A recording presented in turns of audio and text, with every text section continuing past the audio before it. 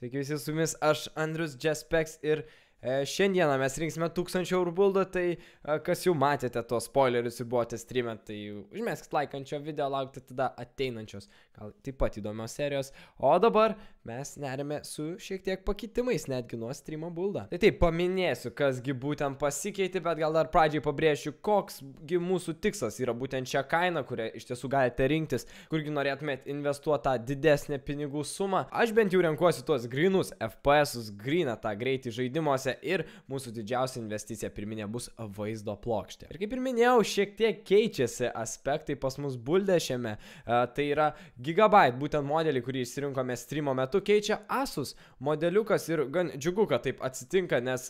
bent jau Gigabyte'as neturėjo tos gražios nugarėlės, o Asus'e yra bent jau kažkoks dar akcentas. Na, o kitos dalys net taip ir labai keisis nuo mūsų praeitų buldų, ar tai būtų tas tobulasis 800 eurų buldas, ar 900, ar net 7, tai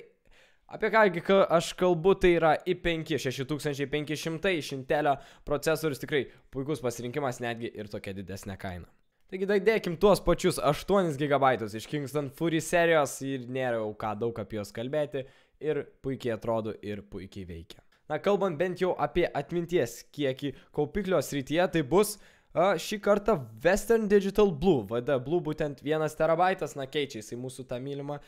barakudą, bet galite sekti abu šios hard drive'us, tikrai abu puikus, bet šiuo metu už 54 eurus VD Blue yra geresnis pasirinkimas. O pridėjus kokį tą SSD, kad turėtų šiek tiek daugiau greičio, mes pasirenkame Corsair LE 120 GB vietos, būtent su nuolaida dar šiuo metu randama SSD, tai pasižiūrėkit, jį tikrai užteks jų, manau, talpos bent jau keliem didesniem žaidimam. Vos vėl neužmiršau tos motininės plokštės, tai Asus H110K mus ir šį kartą gelbė savo funkcijom ir savo kainą, tikrai duoda tą labai didelį pasirinkimo jungčių iš galo, taip pat ir iš priekio, ir tikrai ta kaina, kaip ir minėjau, yra nuostabi. Nors ir vaizdo plokštė stiprėja ir atrodo daugiau turėtų sąnaudų turėti šis kompiuteris, bet vis tiek mes naudosime Seasonic 520 W, užtektinai tikrai yra ir taip pat pamatysite, tie kabeliai puikiai mums padės susitvarkyti šį kompiuterį viduje. Tai iškart pratęsiu, kad koksgi tas korpusas, kurgi tas vidus bus, tai pas mus yra tas Ascent Mars, iš tiesų pigiausias modelis, ką mes radome iš korpusų, dar padorių, tikrai estetiškai ir taip pat ir kokybė, na, bet kaip ir minėjom, FPS-ai, kas mus domina, o ne estetika šiame bulde. Na, kalbant apie kitus gal variantus, kaip ir minėjau, bent jau aš asmeniškai, manau, daugumai rūpėtų tas greitis, tai siūliau investuoti būtent vaizdo plokštę, bet manau, kurie gal daugiau užsiemat editinimu,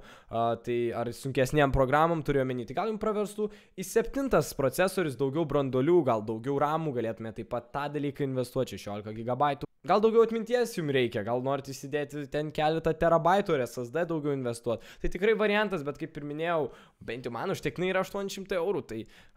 galite tą buldą žiūrėtis praktiškai, bet šį čia mes investuojam daugiau. Tai ačiū, kad žiūrėjote šį buldą ir kaip pastebėjote, šiek tiek pakeitimų tikrai atsitiko, tai sekite mane streame, tenai mes būtent apie juos ir pakalbam, o dabar aš sakau iki.